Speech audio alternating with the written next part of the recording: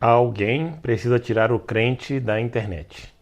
Esse foi um comentário que eu recebi em um post e eu queria aproveitar esse comentário para poder trazer uma discussão aqui a respeito da razão, a respeito da tolerância, a respeito das possibilidades de investigação que a gente tem da verdade, trazer um pouco também de cosmovisão. Às vezes, a nossa sociedade atual é muito pautada por um culto à racionalidade. E nesse culto de racionalidade, tudo pode, tudo tem que ser feito a partir de uma perspectiva do outro, de tal modo que talvez o único valor universal que seja apregoado nesta racionalidade exacerbada seria a tolerância, uma vez que a gente tem que respeitar as diferenças, respeitar o outro, respeitar o próximo, respeitar o modo do outro de ver, de enxergar, de perceber o mundo, nós temos que ser tão tolerantes. O engraçado é que dentro desta tolerância, a gente geralmente não observa a tolerância nesse tipo de comentário. É geralmente a mesma pessoa que prega que tem que ser tolerante, etc e tal, não perde a oportunidade quanto um crente, um cristão, por exemplo, de soltar isso aí. Alguém tem que tirar o crente da internet. Ou seja, o crente não pode falar. O crente não pode exercer a sua liberdade de expressão. E qual que é o contexto? É o contexto disso aqui. É um vídeo que não era nada a ver com o evangelho, com pregar uma doutrina, nada a ver com isso. Mas tinha um fundamento disso, e nesse vídeo eu vou explicar por que tinha um fundamento nisso. Como talvez todos os meus vídeos tenham. Simplesmente porque quando a gente pensa na verdade, ela tem vários aspectos para a gente poder analisar a verdade. Quando a gente pensa que a verdade ela pode ser descoberta apenas através da ciência, a gente está limitando o tanto que a gente pode conhecer. É como se fosse, digamos, como se fosse uma fruta e tem vários gomos desta fruta. E quando a gente pega então a ciência, a gente está comendo só um gomo, mas tem outros gomos para a gente poder experienciar a verdade. Por exemplo, a ciência não prova que 1 mais 1 é igual a 2. Isso vem da lógica, vem da matemática. A ciência não prova ou não consegue te provar qual que é o sabor da mexerica, por exemplo, né? Estamos fazendo aqui uma fruta com gomos, ela não consegue te provar qual que é o sabor da mexerica. Se você não for lá e não comer a mexerica, você nunca vai saber qual que é o sabor da mexerica. Então observe que 1 mais 1 é igual a 2, a gente pode supor que isso seja uma verdade. A gente pode supor que a mexerica tem um gosto. Só que tanto 1 mais 1 igual a 2 quanto o gosto da mexerica não são tangíveis à ciência. Então a gente começa a observar que, na verdade, a verdade tem vários gomos. E cada instrumento vai nos dar uma perspectiva para a gente poder compreender essa verdade. Mas nenhum instrumento seria em si absoluto. Eu não posso experienciar a verdade apenas com os meus sentidos. Eu preciso da minha razão. Então não adianta só eu experimentar, ver, sentir cheiro. Eu não consigo, digamos, entre aspas, conhecer a verdade só assim. Também não consigo apenas com a razão. A matemática vai me ajudar nisso, a lógica. Também não consigo só com a ciência. Por quê? Porque a ciência ela vai depender de outras áreas. Vai depender, então, da lógica, da matemática, da experiência, da filosofia, de outras vertentes. Então, em primeiro lugar, a gente tem que ter a humildade de entender que a ciência em si é limitada. A nossa razão é limitada, né? A nossa razão já é limitada. Porque a gente tem coisas que vão além do nosso entendimento. E dentro da nossa razão limitada, a ciência, que é uma parte pequena da razão, também é limitada. E a própria ciência, ela passa por, digamos assim, uma teoria vai falseando a outra teoria. Então, essa que é a ciência, a ciência provou isso. Não a ciência provou e aquilo ali é uma verdade absoluta. Provou isso, provou aquilo. Na história da ciência, a gente vê a história da ciência, a gente vai ver que por diversas vezes Você achava que era uma coisa, depois entendeu-se que era outra. Por quê? Porque a gente precisa de ter, na ciência, o que a gente chama de... tem que ser observável, repetível e reproduzível. Então, quando você consegue fazer uma coisa que é observável, reproduzível, observável, reproduzível, enfim, tem que ser observável, mensurável, reproduzível. O que significa? Se eu vou aqui e testei aqui a lei de Newton, aqui em casa, por exemplo. Outra pessoa testar em outro local, se é uma lei, ela vai ter que conseguir testar lá e chegar em resultado semelhante ao que eu estou chegando aqui. Então a gente tem que conseguir reproduzir, tem que conseguir observar aquele fenômeno, tem que conseguir medir, porque se eu não consigo medir, como é que eu vou reproduzir o fenômeno? Então são alguns critérios que a gente necessita. E só da gente necessitar desses critérios, a gente começa a observar que nem sempre a gente vai conseguir atingir, então, a verdade. Por quê? Porque nós somos inerentemente limitados na nossa observação, na nossa mensuração. A gente não tem toda a tecnologia que é necessária para medir todos os fenômenos que a gente precisa medir. A gente não tem tecnologia para observar todas as coisas que a gente precisa observar. Então, naturalmente, vão ter coisas que a gente não vai conseguir observar e mensurar, que a gente não vai conseguir, pelo menos não no momento atual, provar cientificamente. Observe que, se a gente voltasse, sei lá na época de Jesus, e falasse lá que seria possível, falar com as pessoas lá, seria possível, através de um dispositivo aqui, eu conversar com uma pessoa que está lá do outro lado do mundo, ela me ver, ela me escutar. Seria possível não só eu conversar com uma pessoa do outro lado do mundo, mas seria possível essa experiência que a gente está tendo aqui, eu gravei isso aqui, e em outro momento do tempo, outra pessoa está me vendo, a minha imagem, a minha voz. Isso seria uma coisa absurda naquela época. Agora, vamos 2000 anos para frente, lá no ano de 4026.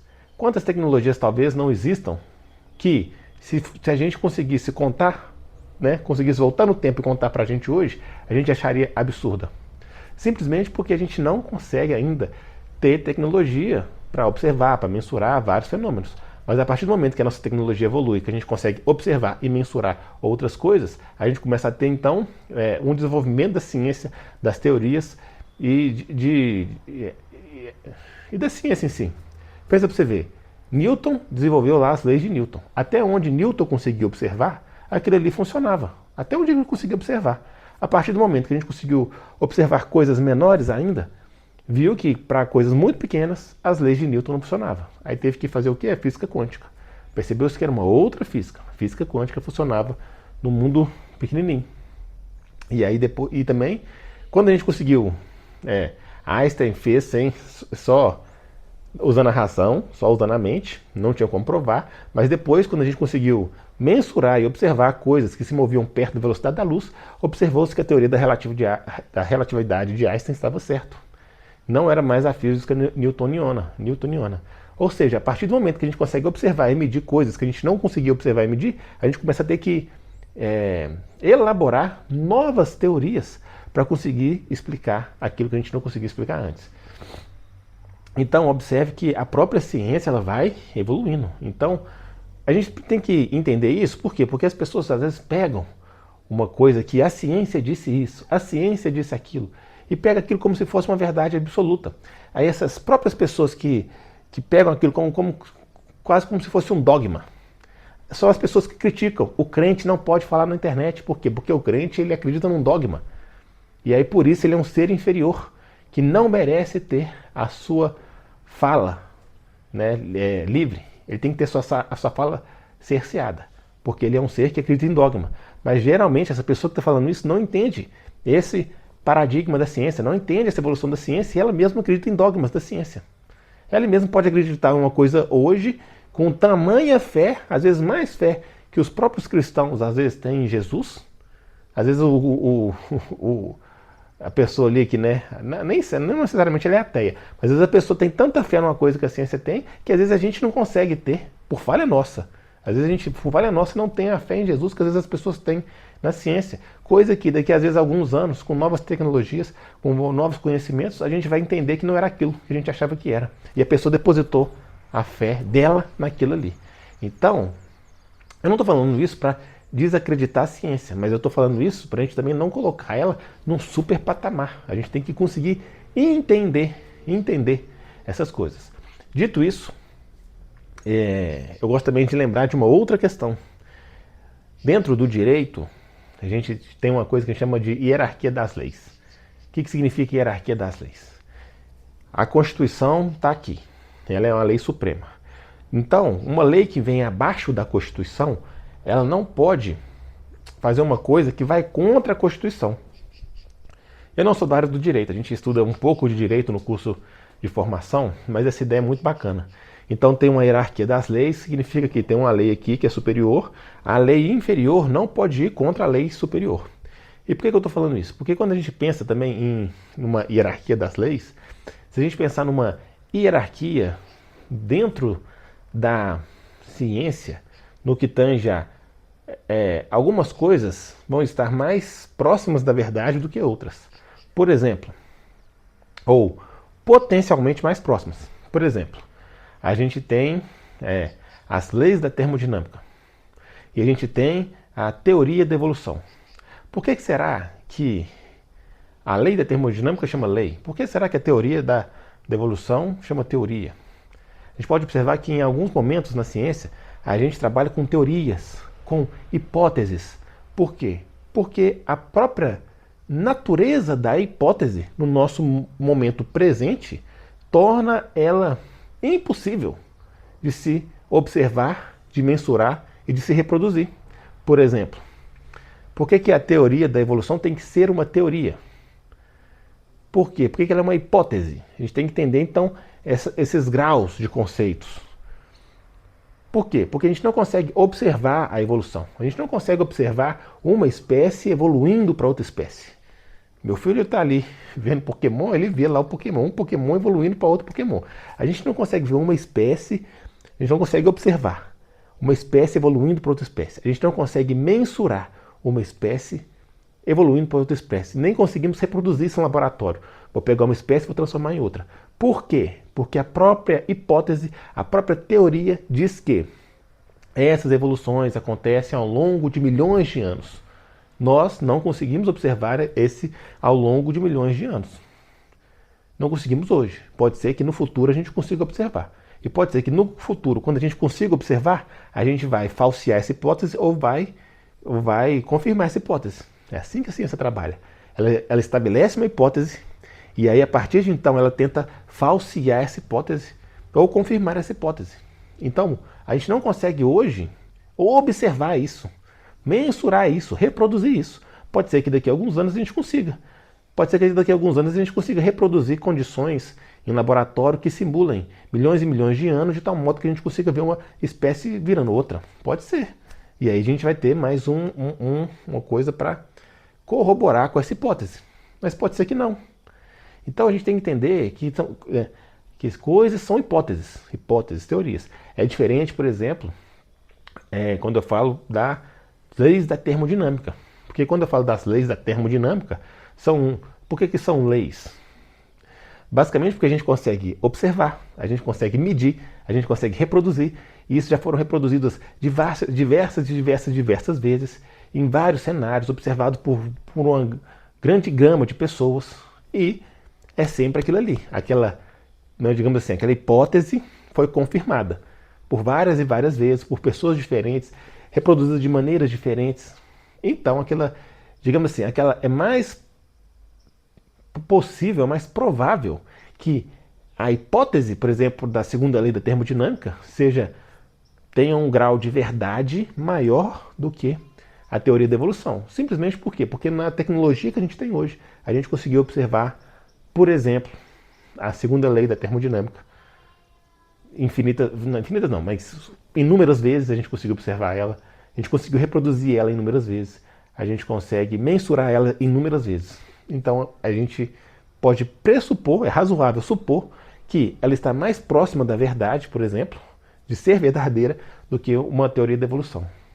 E por que eu estou trazendo a segunda lei da termodinâmica especificamente? Não é à toa, esse exemplo poderia ser para qualquer lei, por exemplo. Mas eu quis pegar especificamente a segunda lei da termodinâmica. Porque a segunda lei da termodinâmica diz que em um sistema isolado, a entropia ela vai permanecer igual ou vai aumentar.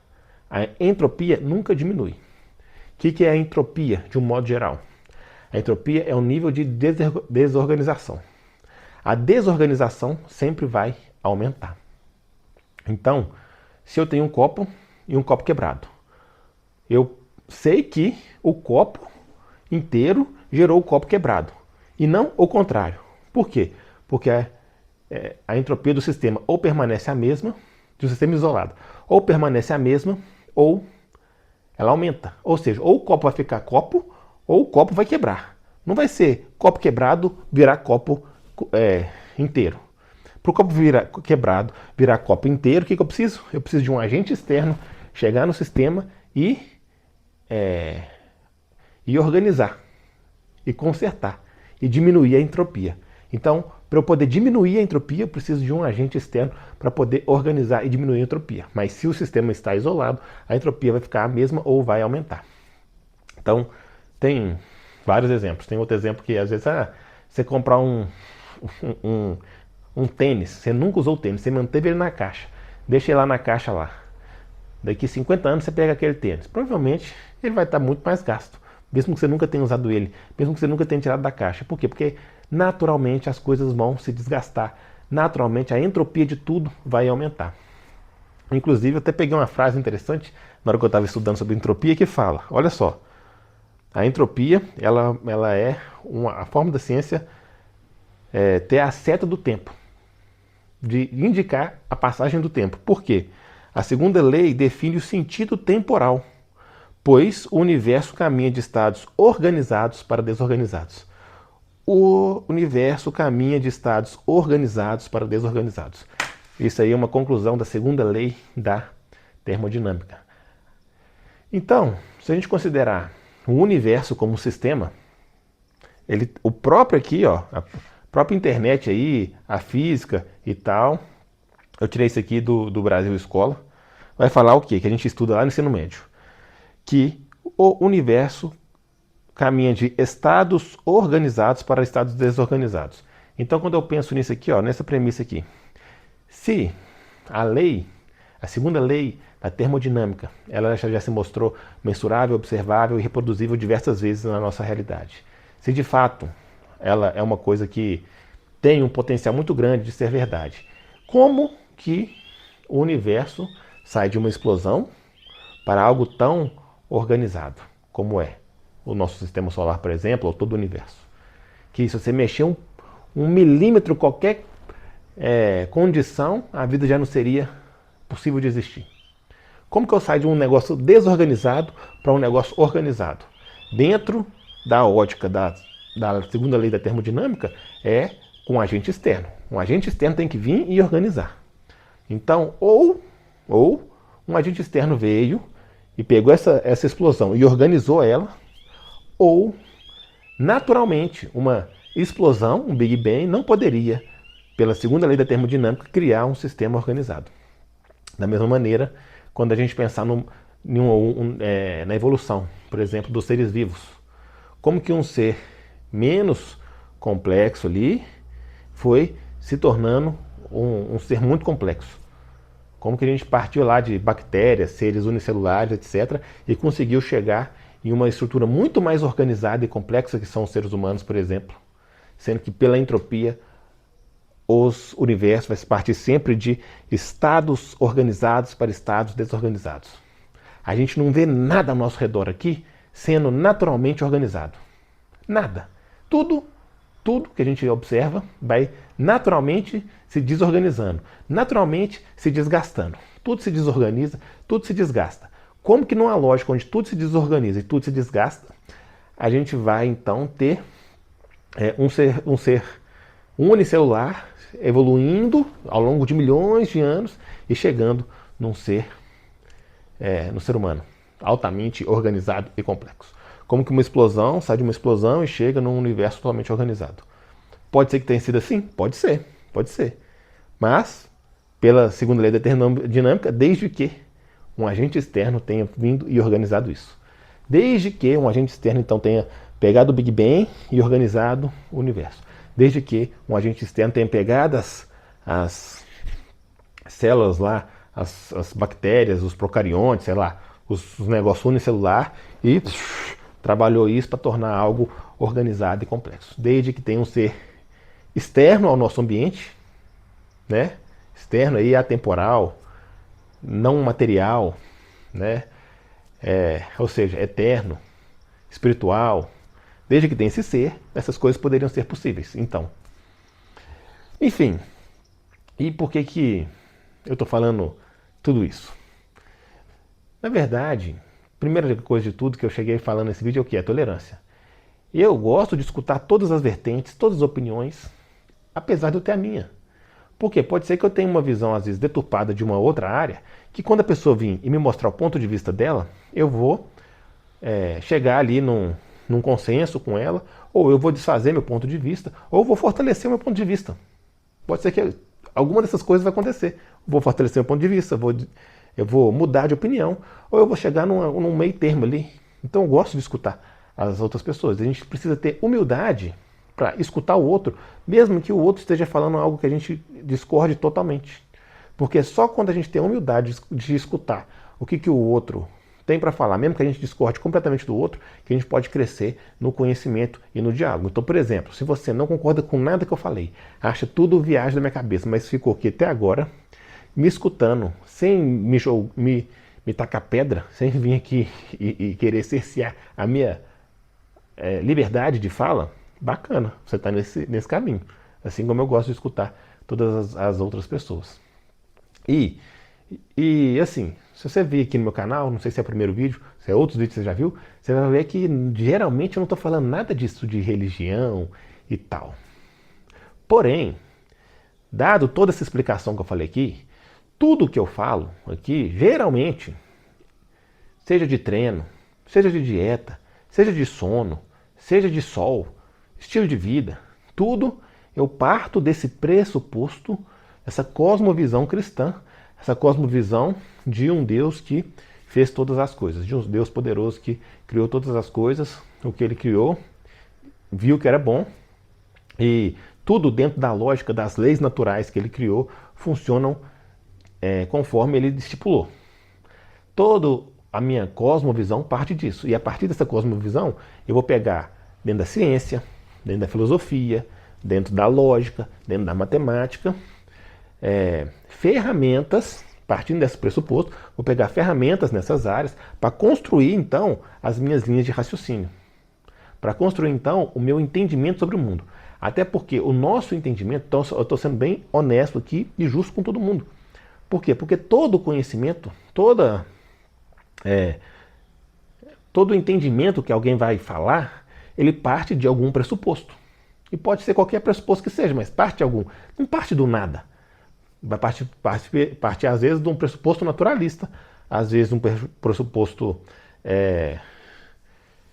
de uma cosmovisão cristã, ou às vezes de uma cosmovisão de uma outra religião, ou uma cosmovisão de uma outra corrente filosófica. Enfim, vai partir de algum lugar. Inclusive, quando você está estudando, eu não sei se você tem esse hábito, mas quando eu estou estudando, às vezes, pelos argumentos que as pessoas estão trazendo e pela forma como ela vai construindo o raciocínio dela, eu consigo perceber quais são, às vezes, né, nem sempre, mas quando eu estou lendo, eu consigo perceber ali, às vezes, qual que é o pressuposto que a pessoa está partindo, qual que é a base a partir do qual ela está construindo toda aquela narrativa e aquela argumentação. Isso é uma coisa importante para a gente poder tentar entender melhor as coisas, porque às vezes o raciocínio da pessoa está certinho, o raciocínio lógico da pessoa está certo. Às vezes o que você está discordando da pessoa não é do raciocínio em si, não é da lógica em si, mas é lá do pressuposto inicial. Às vezes você não concorda com o pressuposto inicial. Se você não concorda com o pressuposto inicial, você não vai concordar, talvez, muito provavelmente, com o resultado final. Porém, às vezes, isso não invalida o raciocínio lógico da pessoa. Então, isso é uma coisa interessante da gente abordar e discutir. E por que eu estou falando tudo isso? Porque, muitas das vezes, quando eu não externalizo qual que é o pressuposto do raciocínio, às vezes muitas pessoas acham legal, bate palma, porque às vezes elas veem ali a parte da ciência, a parte da lógica, a parte às vezes de uma filosofia e acham interessante. Aí a partir do momento que você externaliza, ou eu esqueci a palavra, mas a partir do momento que você deixa claro que às vezes você constrói todo o seu pensamento com base numa cosmovisão cristã, aí a partir dali as pessoas então simplesmente ignoram tudo que você falou e já querem te tacar a pedra simplesmente porque elas têm esse raciocínio. O crente tem que ser calado da internet. Por quê? Porque viva a tolerância. Viva a tolerância. Então é isso aí que a gente vive no dia de hoje. A gente às vezes não pode nem falar tudo que a gente quer, tudo que a gente pensa, porque o próprio algoritmo das redes sociais, eles têm em si o seu pressuposto. Eles têm em si a sua cosmovisão, a sua filosofia, a partir de qual vão derivar todos os raciocínios dele, vão derivar os algoritmos. As próprias inteligências artificiais também têm isso. Se você conversar com a inteligência artificial, você vai ver que ela tem uma filosofia, uma cosmovisão, etc., de quem programou ela ali, de tal modo que as conversas dela, o jeito dela levar o assunto, tende a ser de uma determinada maneira em consequência dessa base. E tudo é assim. E tá ok. Tá ok.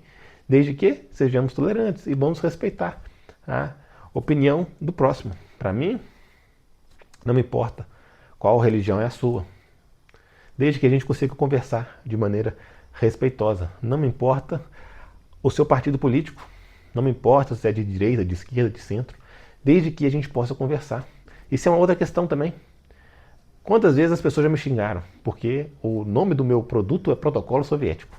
Protocolo soviético, eu tenho um protocolo soviético de barras fixas, protocolo soviético de hipertrofia caseira, que, inclusive, aproveitando parênteses, deixar o merchan aqui, link na descrição e no comentário fixado, é o protocolo de treino que eu uso para poder ter resultados de força, performance e hipertrofia treinando em casa ou na academia. E aí, por quê? Porque a ideia desse protocolo surgiu quando eu estava estudando os militares soviéticos.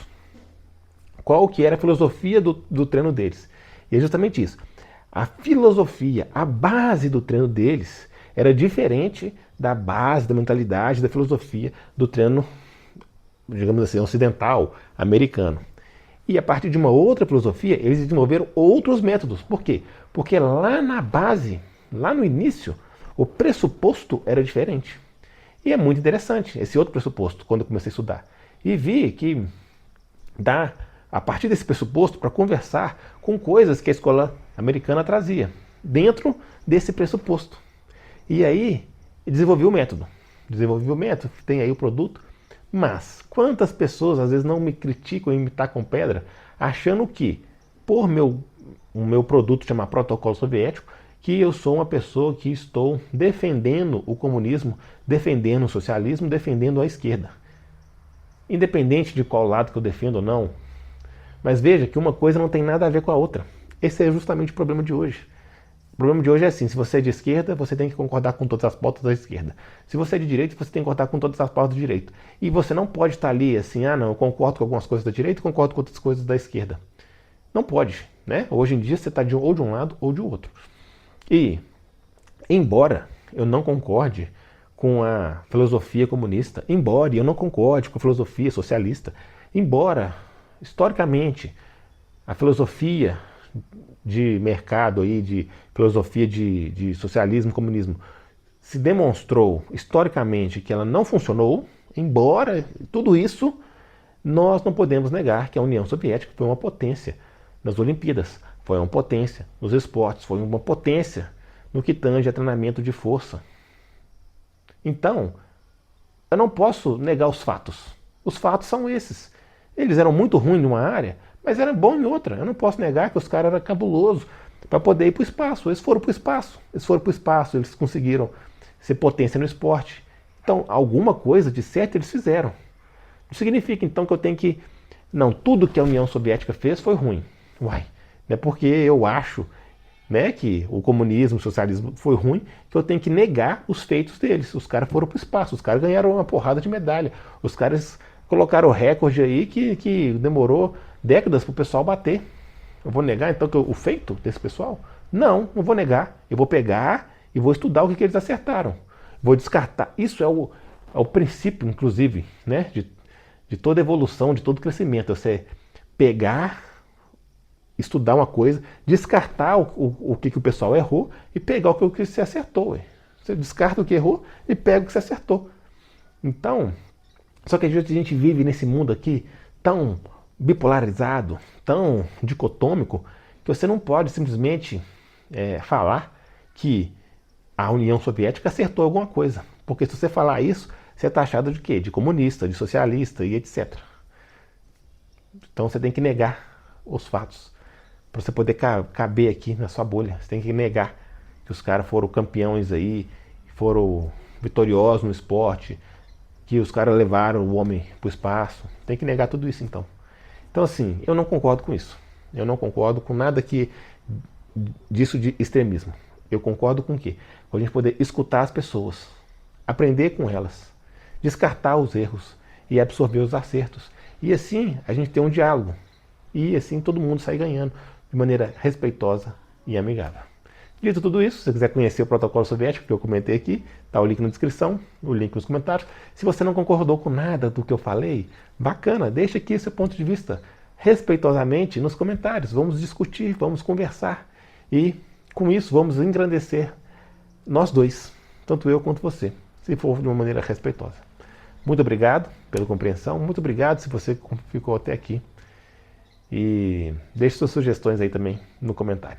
É isso aí, tamo junto e até a próxima.